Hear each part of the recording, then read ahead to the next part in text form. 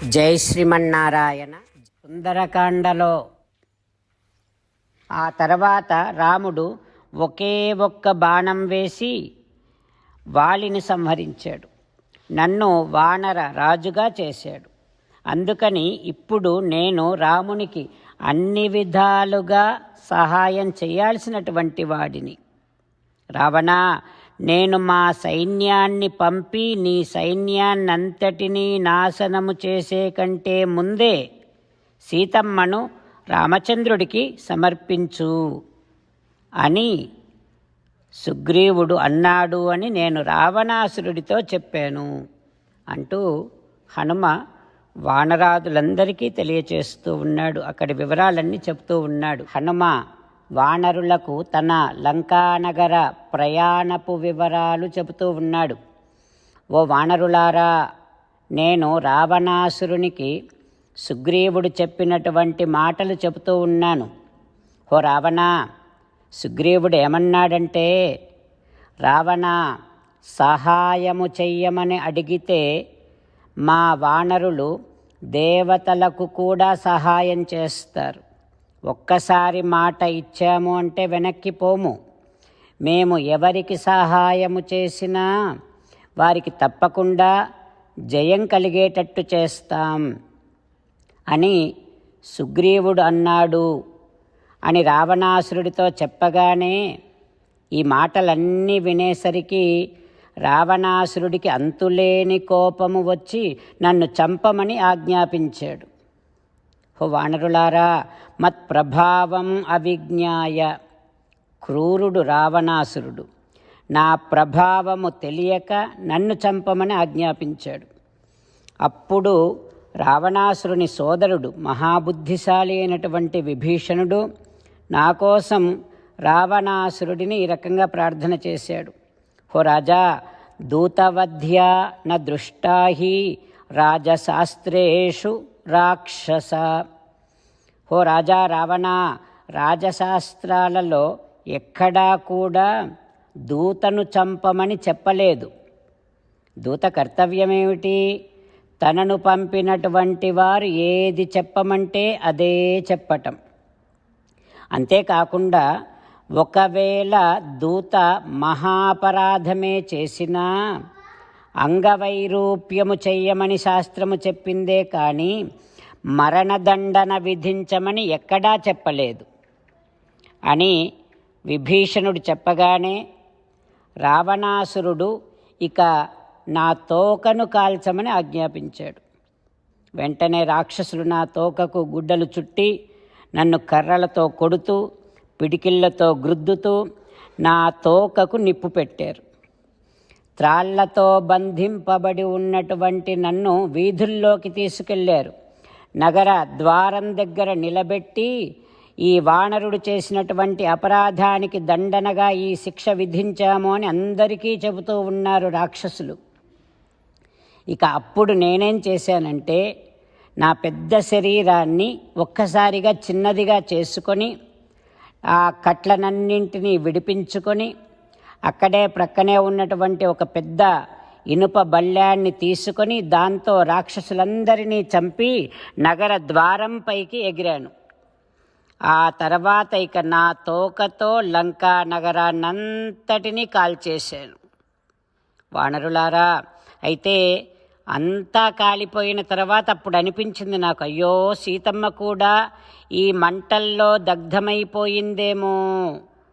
ఎంత పని చేశాను, నేను ఏ పని కోసం వచ్చానో ఆ పనినంతా నాశనం చేశానే అని చాలా దుఃఖించాను.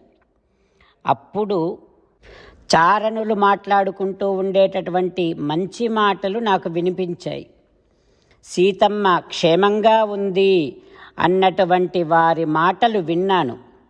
దానికి తోడు నాకు చాలా శుభ సూచకాలు కూడా కనిపిస్తూ ఉన్నాయి. రామచంద్రులను మనసారా ధ్యానము చేస్తూ పరమదయాలువు పరమశివుడు చెప్పిన పరమపావన రామనామాన్ని చెబుతూ మనము రామనామ గానము చేస్తూ ఉంటే అదిగో సీతారామచంద్రులు, పార్వతీ పరమేశ్వరులు, ఆంజనేయస్వామి, సకల దేవతలు, పితృదేవతలు, మహర్షులు, ఆచార్యులు, భాగవతోత్తములు అందరూ మనని చూసి ఆనందముతో అనుగ్రహిస్తున్నటువంటి దృశ్యాన్ని భావన చేస్తూ నోరారా రామనామగానము చేద్దాం. రామ రామ దశరథ రామ, రామ రామ దశరథ రామ, హే హే రాజా రామ, హే హే రాజా రామ, హే హే సీతారామ, హే హే సీతారామ. జై శ్రీమన్నారాయణ. భక్తులకు ప్రత్యేకమైనటువంటి విజ్ఞాపన. మీకు అన్ని విషయాలలో వెంటనే మంచి ఫలితాలు రావాలి అనంటే ప్రతిరోజు 1 నిమిషం వెచ్చించి నారాయణాస్త్రాన్ని చదవండి. ఇక మీకు తిరిగే ఉండదు. నారాయణాస్త్రాన్ని పొందడానికి మీరేం చేయాలంటే నారాయణాస్త్రం అనే వెబ్సైట్కి వెళ్ళి మీ పేరు, మీ ఈమెయిల్ ఇస్తే మీ ఈమెయిల్కి నారాయణాస్త్రం PDF వస్తుంది. అందులో ఒక రామాయణ శ్లోకం, ఒక గీతా శ్లోకం, ఒక విష్ణునామం ఉంటాయి. ఆ 3ంటిని కలిపి నారాయణాస్త్రం అంటాం. ప్రతి ఒక్కరికి వేరువేరు శ్లోకాలను ఇస్తున్నాం. ఆ రకంగా ఎవరి శ్లోకాన్ని వారు ప్రతిరోజు తప్పనిసరిగా చదవటం వలన ప్రతిరోజు ప్రతి 24,000 భక్తులతో ఒకసారి సంపూర్ణ రామాయణ పారాయణ, 33 సార్లు శ్రీమద్ భగవద్గీత పారాయణ, 24 సార్లు శ్రీ విష్ణు సహస్రనామ స్తోత్ర పారాయణ జరుగుతుంది. ప్రతి ఒక్కరికి అంతటి విశేష ఫలితము ప్రతిరోజు లభిస్తుంది. అందుకని మీరు, మీ కుటుంబ సభ్యులు అందరూ ఒక్కొక్కరు ఒక్కొక్క నారాయణాస్త్రాన్ని వెంటనే పొందండి. జై శ్రీమన్నారాయణ. శ్రీమద్ భగవద్గీత సారాంశముగా 18వ అధ్యాయములో 65 నుంచి 69 శ్లోకముల ద్వారా శ్రీకృష్ణ భగవానుడు మనందరినీ ఒక 8 పనులు చేయమని చెబుతూ పరమాత్మ ఈ రకంగా అంటూ ఉన్నాడు.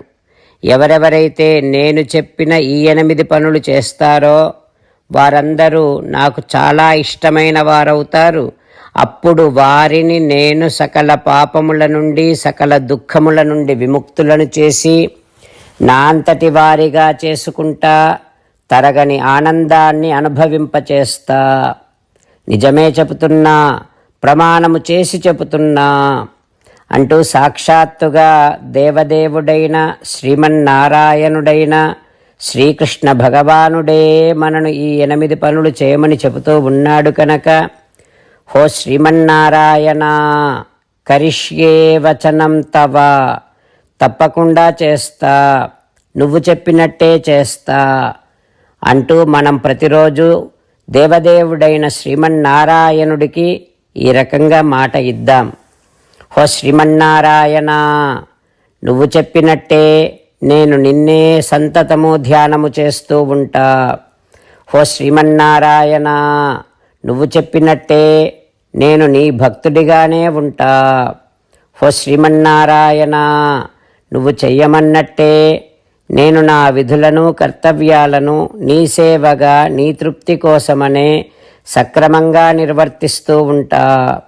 హో శ్రీమన్నారాయణ, నువ్వు చెప్పినట్టే నేను నీవాడిని అనే మహావిశ్వాసాన్ని సంతతము కలిగి ఉంటూ నా హృదయములో నీకే నమస్కరిస్తూ ఉంటా.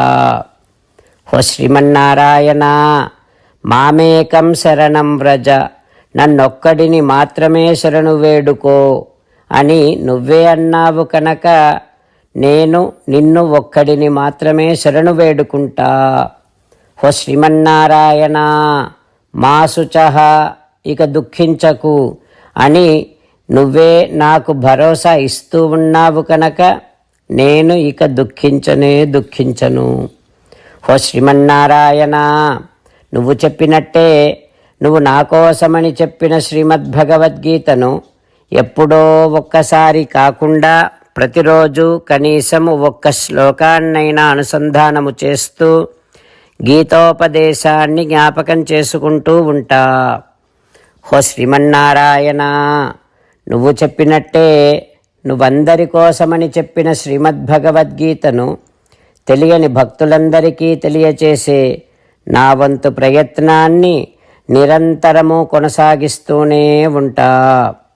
ఓ శ్రీమన్నారాయణ, నేను నువ్వు చెప్పినట్టే చేస్తా, నీకు నచ్చినట్టే ప్రవర్తిస్తా, నీకోసమే పని చేస్తూ ఉంటా. కరిష్యే వచనం తవ. సర్వం శ్రీకృష్ణార్పణమస్తు. జై శ్రీమన్నారాయణ.